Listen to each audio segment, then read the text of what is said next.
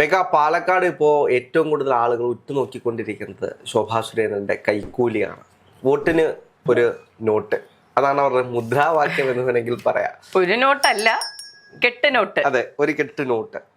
യഥാർത്ഥത്തിൽ പാലക്കാട് ഈ വിഷയം കേരളത്തിൽ മുഴുവൻ BJP തിരിച്ചടിയാവും. തീർച്ചയായും തിരിച്ചടി ആകണം എന്നാണ് എൻ്റെ അഭിപ്രായം. ഇന്നലെ കൊട്ടിക്കലാശവുമായി ബന്ധപ്പെട്ട് ഞാനും നമ്മുടെ യൂണിറ്റും പാലക്കാട് കേന്ദ്രീകരിച്ചുണ്ടായിരുന്നു. അപ്പൊ പാലക്കാടിന്റെ ടീമിന്റെ പുറകിലായിരുന്നു. ഞങ്ങൾ വണ്ടി നിർത്തി, ഞങ്ങൾ മുന്നിലേക്ക് പാസ് ചെയ്ത് ഈ 3 ടീമും സംഗമിക്കുന്ന ഒരു സ്ഥലത്ത് എത്തണമല്ലോ. അങ്ങനെ മുന്നിലേക്ക് പോകുമ്പോഴാണ് ഈ BJP എത്രത്തോളം പണം വാരിയെറിഞ്ഞിട്ടുണ്ട് എന്നതിന്റെ നേർചിത്രം മനസ്സിലാകുന്നത്. എന്തോരം വണ്ടികളാണ്, വിന്റേജ് വണ്ടികൾ ഇറങ്ങിയിരിക്കുന്നു. അതുപോലെ തന്നെ അവിടെ എല്ലാ സ്ത്രീകളും, ഞാൻ കണ്ടപ്പോൾ മുതൽ എനിക്ക് സംശയം തോന്നിയതാണ്. ആദ്യം 2-3 സ്ത്രീകളെ കണ്ടപ്പോൾ എനിക്ക് തോന്നലാകാം എന്ന് വിചാരിച്ചു.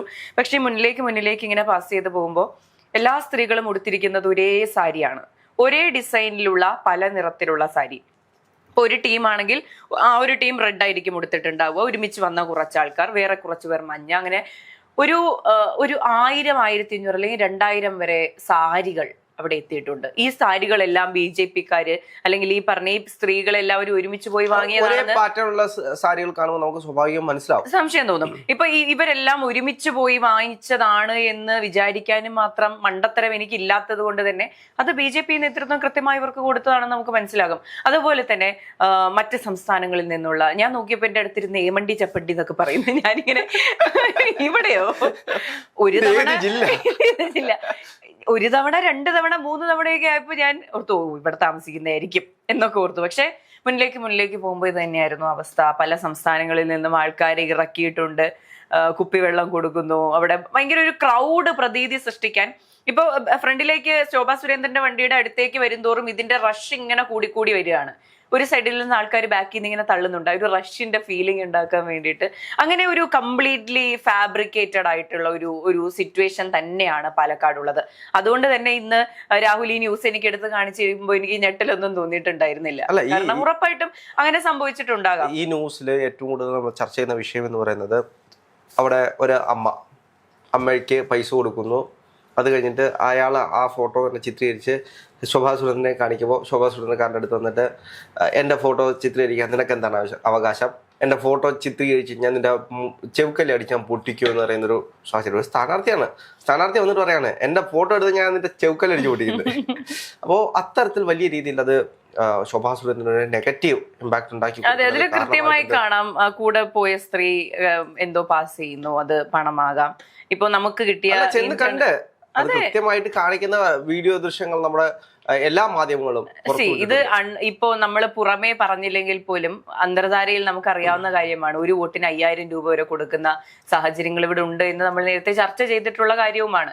അപ്പൊ ഇത് ചെയ്യുന്നത്, ഞാൻ കുറച്ചിട്ട് മുമ്പോട്ട് മാധ്യമങ്ങൾ നോക്കുന്ന സമയത്ത് കണ്ട വാർത്ത എന്ന് പറയുന്നത് ഒരു വോട്ടിന് 5000 രൂപയാണ്. ഒരാൾക്ക് 5000 രൂപ വരെ കൊടുക്കുന്നുണ്ട്. അതുകൂടാതെ മരണങ്ങൾക്ക് 25000 രൂപ, അമ്പലങ്ങൾക്ക് 50000 രൂപ. ഇത്രയും പൈസ എവിടെ നിന്നാണ് BJP-ക്ക് വരുന്നത്? അതെ. ഞാൻ കഴിഞ്ഞ ദിവസങ്ങളിൽ ഞാൻ ഏറ്റവും കൂടുതൽ അത്ഭുതപ്പെട്ടത് BJP-യുടെ എല്ലാ സ്ഥാനാർത്ഥികളും ക്രെയിനിലാണ്. നിലംതൊടാതെ പറക്കുകയാണ്. ഇത്രമാത്രം ക്രെയിനോ? അവസാനം റിസൾട്ട് വരുമ്പോഴും അതേപോലെ എയറിലേക്കോ.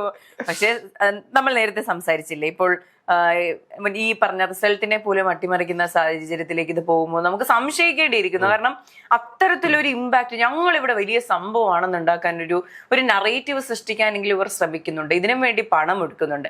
നിങ്ങൾ ഈ പറഞ്ഞ പ്രചാരണ പരിപാടികൾക്ക് എല്ലാത്തിനും നിങ്ങൾ പണം ഒഴുക്കിക്കൊള്ളൂ, പക്ഷെ വോട്ട് വാങ്ങുന്നത് അവിടെ തെറ്റാണ്. അല്ല, കേരളത്തിലെ ഏറ്റവും കൂടുതൽ ചർച്ച ചെയ്ത വിഷയം എന്ന് പറയുന്നത് ഇപ്പോൾ പാലക്കാട് എല്ലാ സ്ഥലങ്ങളിലും പൈസ കൊടുക്കുന്നു. അത് മാത്രമല്ല, കേരളത്തിലെ എല്ലാ സ്ഥലങ്ങളിലും BJP പൈസ കൊടുക്കുന്നുണ്ട് എന്നുള്ള ആരോപണം BJP-ക്ക് ശക്തമായിട്ടുണ്ടായിരുന്നു. അത് കൃത്യമായി കാണിക്കുന്ന രീതിയിലേക്ക് അതിനുള്ള തെളിവുകളുമായിട്ട് വരുമ്പോൾ BJP-ക്ക് ഇത് കൃത്യമായിട്ടൊരു തിരിച്ചടിയാകും. സ്വാഭാവികമായിട്ട് ഇത് മൊത്തത്തിൽ ഇതിന് തെരഞ്ഞെടുപ്പ് കമ്മീഷൻ കൃത്യമായിട്ടുള്ള നടപടി എടുക്കേണ്ടിയിരിക്കുന്നു. കാരണം കൃത്യമായിട്ട് അത് ജനങ്ങൾ മനസ്സിലാക്കണം. ഇപ്പോ ഒരു വോട്ടാണെങ്കിൽ പോലും പണം കൊടുത്ത് വാങ്ങിയ വോട്ടാണെങ്കിൽ ആ ജയിച്ചു വരുന്ന ആൾ ആ കസേരയിൽ ഇരിക്കാൻ അർഹനല്ല എന്ന് തന്നെയാണ് അതിന്റെ ഉത്തരം എന്ന് പറയുന്നത്. അതിന് എത്ര ഏബിൾ ആയിട്ടുള്ള ഒരു കാൻഡിഡേറ്റ് ആണെങ്കിലും വിജയം കുറച്ചുകൂടി ഉറപ്പിക്കാനാണ് ഈ ഇത് ചെയ്തത് എങ്കിൽ പോലും ഇപ്പൊ ശോഭാ സുരേന്ദ്രന്റെ കാര്യം നമുക്കറിയാം, നല്ലൊരു കാൻഡിഡേറ്റ് ആണ്. ഇപ്പൊ പാലക്കാടല്ല ആലപ്പുഴയിലാണ് അവർ പോയിരുന്നതെങ്കിൽ ഈ പ്രചാരണം ഒന്നുമില്ലാതെ സുഖമായി ജയിച്ചു പോയേനെ. അതുപോലെ തന്നെ പാലക്കാട് ഇപ്പോൾ അവർക്കുള്ള സാധ്യത എന്ന് പറഞ്ഞാൽ ചെറുതൊന്നുമല്ല, വളരെ വലുത് തന്നെയാണ്. അപ്പോൾ എന്തുകൊണ്ട് ഇങ്ങനെ വളഞ്ഞ വഴികൾ തേടുന്നു എന്നുള്ളതാണ്. കൃത്യമായ രീതിയിൽ ഞങ്ങൾ ഇതാണ് ചെയ്യാൻ പോകുന്നത്, നിങ്ങളുടെ രാഷ്ട്രീയം അവർക്ക് മനസ്സിലായില്ലെങ്കിൽ നിങ്ങളെ അവർക്ക് വേണ്ട എന്ന് തന്നെയാണ് അതിന്റെ ഉത്തരം. അതിന് 5000-ഉം 10,000-ഉം ദാരിദ്ര്യത്തിൽ അവരെ ചൂഷണം ചെയ്തുകൊണ്ട് വോട്ട് നേടുന്നത് വളരെ മോശമായിട്ടുള്ളൊരു കാര്യമാണ്, ഭരണഘടനാ വിരുദ്ധമായിട്ടുള്ള കാര്യമാണ്. തെരഞ്ഞെടുപ്പ് കമ്മീഷൻ ഇത് കൃത്യമായിട്ട് ഇത് കണ്ട് നടപടിയെടുത്ത് ഇതിനെതിരെ ഒരു കൃത്യമായ ഒരു ആക്ഷൻ ഉണ്ടാകണം. എനിക്കൊന്ന് ഇനിയുള്ള മണിക്കൂറുകൾ എന്ന് പറയുന്നത് നിശബ്ദ പ്രചാരണവും ഈ പറഞ്ഞത് പോലെ വലിയ ആരവങ്ങളൊന്നും ഇല്ലാതെ വീട്ടിലേക്ക് കയറി ചെല്ലാൻ പറ്റുന്ന സമയവും കൂടിയാണ്. ഇത് നടക്കുന്നത് നിശബ്ദ പ്രചാരണത്തിന് ഇടയ്ക്കാണ്. അതെ, ഇനിയും അടുത്ത മണിക്കൂറുകളിൽ ഇത് കൂടുതൽ നടക്കാൻ സാധ്യതയുണ്ട്. അപ്പോൾ ഇപ്പോഴേ നടപടിയെടുത്ത് അതിനു വേണ്ടിയിട്ടുള്ള പരിശോധനകളൊക്കെ ആരംഭിച്ച് ഇതിനൊരു തടയിടണം എന്നുള്ളതാണ്. ഇത് നിർത്തണമെന്ന് മാത്രമല്ല, കേരളത്തിൽ BJP ഇപ്പോൾ ഉപയോഗിച്ചുകൊണ്ടിരിക്കുന്ന പണത്തിന്റെ രാഷ്ട്രീയമുണ്ട്. ഈ പണത്തിന്റെ രാഷ്ട്രീയമാണ് കേരളത്തിൽ ഇപ്പോൾ ചർച്ച ചെയ്തുകൊണ്ടിരിക്കുന്ന വിഷയം എന്ന് പറയുന്നത്. അപ്പോ പക്ഷേ അതിനും അപ്പുറത്തേക്ക് ജനാധിപത്യത്തെ വെല്ലുവിളിക്കുന്ന ഒരു രീതിയാണ് ഈ പണം കൊടുത്തിട്ടും പെണ്ണു കൊടുത്തിട്ടും മദ്യം കൊടുത്തിട്ടും കാലാകാലങ്ങളായിട്ട് വരുന്ന ഈ രാഷ്ട്രീയ സംവിധാനങ്ങൾ. ഇന്ന് മറ്റൊരു വാർത്തയും നമ്മൾ കണ്ടിരുന്നു, BJP ഓഫീസിൽ നിന്ന് ലിറ്റർ കണക്കിന് മദ്യം പിടിച്ചു എന്ന്. നേമത്ത് BJP ബൂത്ത് കമ്മിറ്റി ഓഫീസിൽ നിന്നും എനിക്കൊന്ന് 316 ലിറ്റർ മദ്യം എന്തോ ആണ് പിടികൂടിയത്. അത് 6 ലിറ്റർ മദ്യം മാത്രമേ കണക്കിൽ കാണിച്ചുള്ളൂ, ബാക്കി കാണിച്ചില്ലെങ്കിൽ ഞങ്ങൾ ഇടപെടും എന്ന് പറയുന്ന LDFന്റെ ഒരു ബൈറ്റാണ് നമ്മൾ കാണുന്നത്. സ്വാഭാവികമായിട്ടും ആലോചിച്ച് നോക്ക്, എത്ര മദ്യമാണ് ഈ തെരഞ്ഞെടുപ്പിൽ ഒഴുകുന്നത്. അതെ രാഹുൽ, ഒരു മണ്ഡലത്തിൽ തന്നെ കോടിക്കണക്കിന് പണം എത്തുന്നുണ്ട്. ഇതൊക്കെ എവിടെ നിന്നാണ് എത്തുന്നത് എന്നുള്ള ചോദ്യമാണ്. ഇപ്പോൾ ഒരു കോൺഗ്രസ് കാൻഡിഡേറ്റ് കുറച്ചധികം പ്രചാരണം നടത്തിയിട്ടുണ്ടെങ്കിൽ അവനെവിടെ നിന്ന് ആ പണം വന്നു എന്ന് ചോദിക്കുക ഇവിടെ നാട്ടിലെ ആളുണ്ട്. പക്ഷെ BJP-ക്കാരോട് എന്തുകൊണ്ട് ഇത് ചോദിക്കുന്നു? ചോദിച്ചാൽ അതിന് ഉത്തരവില്ല എന്നുള്ളതാണ് സത്യം. എവിടെ നിന്ന് സംസ്ഥാനത്തിന് പുറത്തു നിന്ന് പണം എത്തുന്നുണ്ടോ? ഇത്രയും വലിയ ചെക്കിങ്ങും കാര്യങ്ങളും ഒക്കെ നടക്കുമ്പോൾ എന്തായാലും ബാങ്ക് ട്രാൻസ്ഫർ വഴിയല്ല ഇതെല്ലാം നടക്കുന്നത്. അപ്പോൾ എങ്ങനെ പണം കേരളത്തിലേക്ക് എത്തി? ഇപ്പൊ പോക്കറ്റിൽ മടക്കിയിട്ട് കൊണ്ടുവരാൻ പറ്റുന്ന തുകയ്ക്കൊന്നും എത്താൻ പറ്റുന്നതല്ല ഇത്. അത്രയ്ക്കധികം കോടികൾ ഇതിൽ ഓരോ മണ്ഡലത്തിലും ചെലവഴിച്ചിട്ടുണ്ട്. അതും സ്റ്റാർ മണ്ഡലങ്ങളിൽ മാത്രമല്ല എന്നുള്ളതാണ്. ഇപ്പോൾ സ്റ്റാർ മണ്ഡലത്തിൽ ഇപ്പൊ നേമത്ത് അധ്യക്ഷൻ നേരിട്ട് മത്സരിക്കുന്ന മണ്ഡലം, അതുകൊണ്ട് അവിടെ നല്ലതായിട്ട് പരിപാടി നടക്കട്ടെ എന്ന് വിചാരിച്ചിരിക്കുന്നതല്ല. 1% പോലും വിജയസാധ്യതയില്ലാത്ത മണ്ഡലങ്ങളിൽ പോലും ഇത് തന്നെയാണ് നടക്കുന്നത്. ഞാൻ കഴിഞ്ഞ ദിവസം ആലുവ പോയിരുന്നു. ആലുവയില് അദ്ദേഹം ക്രെയിനിന്റെ സിമ്പിൾ ആയിട്ട് രാഹുൽ ഒന്ന് ചോദിക്കൂ, ഇവിടെ ആലുവയിൽ നമ്മുടെ ഓഫീസ് ആലുവയിലാണ്. ആലുവയിലെ LDF സ്ഥാനാർത്ഥി എന്ന് പറയുന്നത് MA ആരിഫാണ്.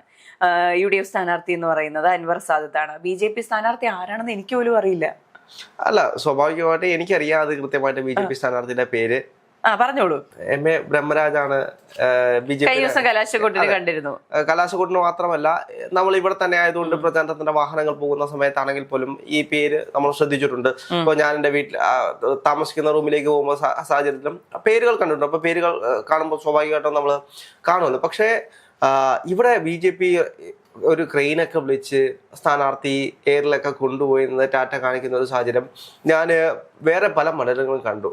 ഇത് വലിയ BJP വിജയിക്കുമെന്ന് തോന്നുന്ന മണ്ഡലങ്ങളൊന്നും അല്ല. ആ അല്ലാത്ത മണ്ഡലങ്ങളിൽ വരെ എല്ലാവരും ക്രെയിനിലാണ്. കേരളത്തിൽ ഇത്രയും 140 ക്രെയിനുകൾക്ക് പണിയിട്ടിട്ടുണ്ട് ഇന്നലെ.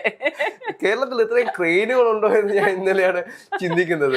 എല്ലാവരും ക്രെയിനിലാണ്. ഇപ്പോ പല മണ്ഡലങ്ങളിലും LDF സ്ഥാനാർത്ഥികളും ക്രെയിനിലാണ്.